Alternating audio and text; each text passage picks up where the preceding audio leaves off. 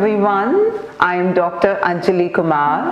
I am the Director of Department of Obstetrics and Gynecology at C.K. Birla Hospital, Gurgaon. So today I will be talking to you people about high-risk pregnancy. Pregnancy, childbirth and labor is by and large a low-risk scenario. But in some patients, this could actually turn into a high-risk situation. This is what we call it as a high-risk pregnancy. So what is a high-risk pregnancy? High-risk pregnancy is a pregnancy which is complicated by certain factors, diseases or disorders which can potentially complicate or affect the maternal, fetal or the baby's outcome. These pregnancies could be as high as present in about 15 to 20% cases of overall pregnancies. These are the pregnancies which actually require special support, specialized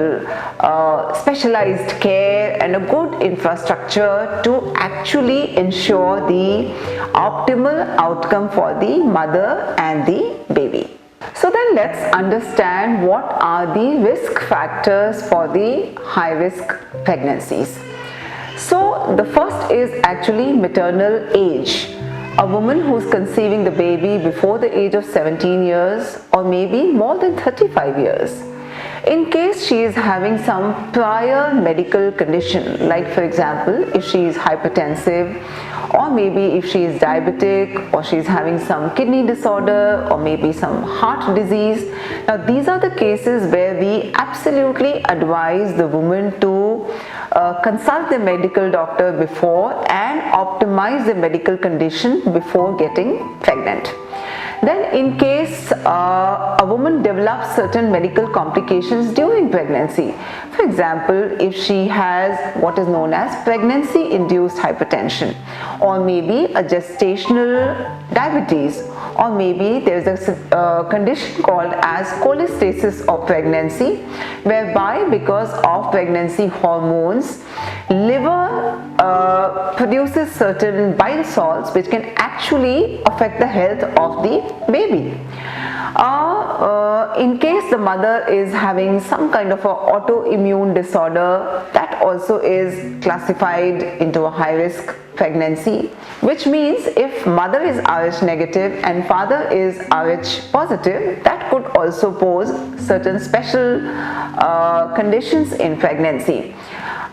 In case the pregnancy is complicated by previous cesarean section or maybe certain previous uterine surgeries, in case somebody has undergone some kind of removal of a fibroid which is known as myomectomy. Now this is also taken as the high-risk pregnancy. In case in this pregnancy she is having some kind of premature labor, or in case there is a history of what is known as cervical incompetence. So what is cervical incompetence?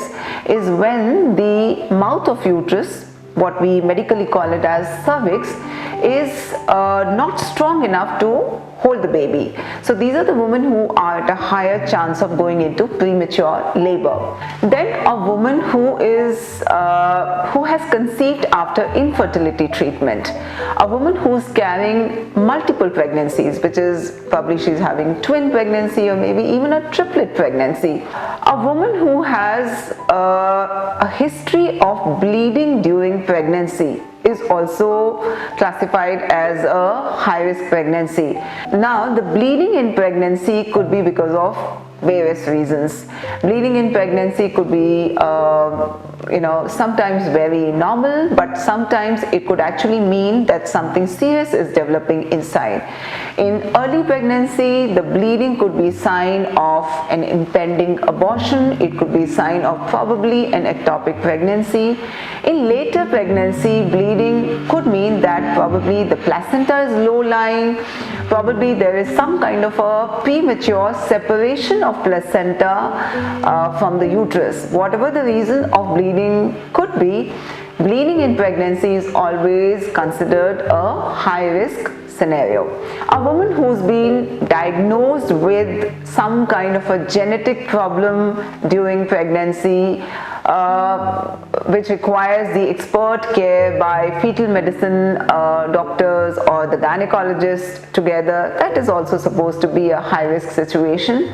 A woman where the pregnancy goes post-dated, which means that she has gone beyond her expected delivery date, that also poses certain typical and specific high risk situations for both mother and the baby.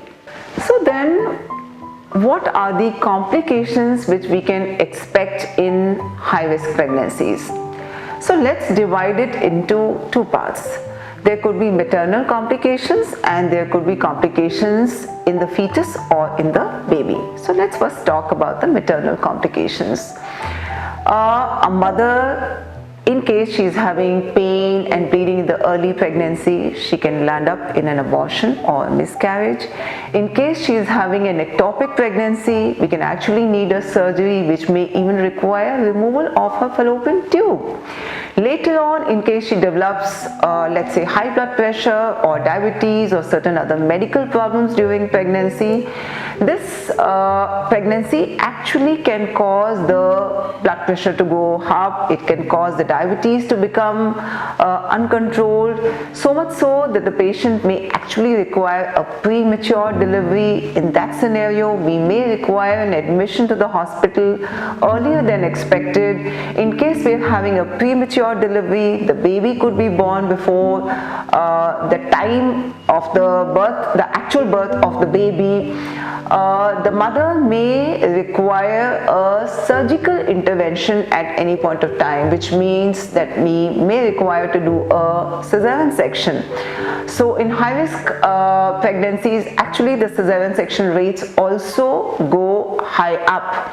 The chances of bleeding also becomes high in case of high risk pregnancy. So this woman may actually require blood transfusion.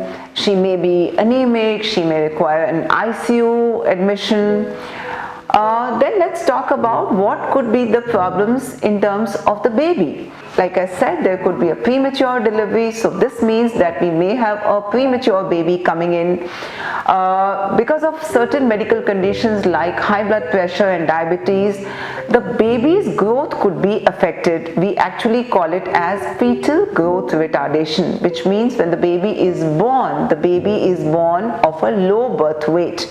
In both the scenarios, in case the baby is premature or it is born low birth weight, this baby may require admission into the NICU. The baby may have jaundice, the baby may require a respiratory support, the baby may be at a higher risk of getting infections.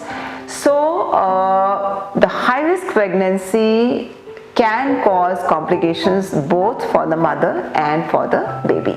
So what can we do to ensure that we have good outcomes both for the mother and the baby in high-risk pregnancy? So the outcomes actually depend upon what kind of care are we giving to our mothers even before they actually become pregnant. So we call it as a preconception planning.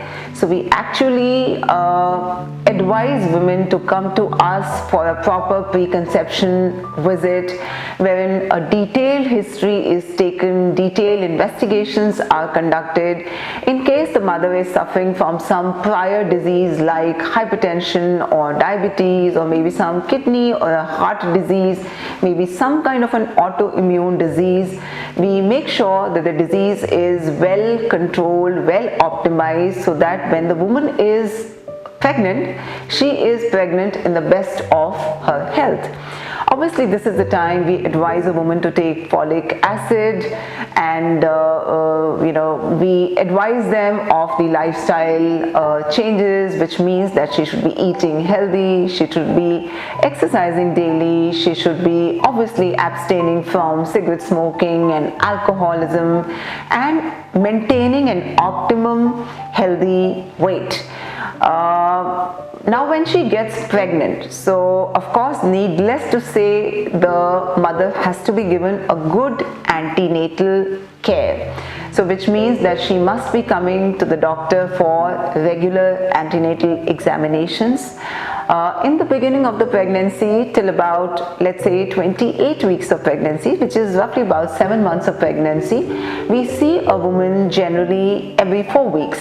After that, till about 35 weeks or so, or 36 weeks or so, we advise a woman to come to us every 2 weekly, and towards the last month of the pregnancy, we advise her to come to us every weekly. Now, every antenatal visit is a time where we actually examine the woman, counsel her about her diet, her lifestyle, advise her about the prenatal vitamins, advise her for the required immunizations, and of course, needless to say, all the investigations like blood test and the ultrasounds need to be done as and when they are indicated.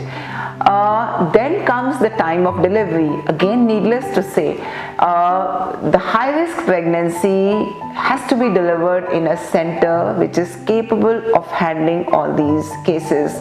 High-risk pregnancy requires a multidisciplinary support, which means the presence of specialized doctors, a good coordination between the obstetric department, between the pediatric department, the neonatal department, the fetal medicine department, the emergency department, the blood bank and everything. And this is the time where during the labor time we monitor our pregnancies continuously with the cardiotocogram, which means that throughout the labor is continuously monitored, the baby's heartbeat is continuously monitored, and of course when the time comes for labor, she has to be delivered where every facility is available, every emergency facility is available.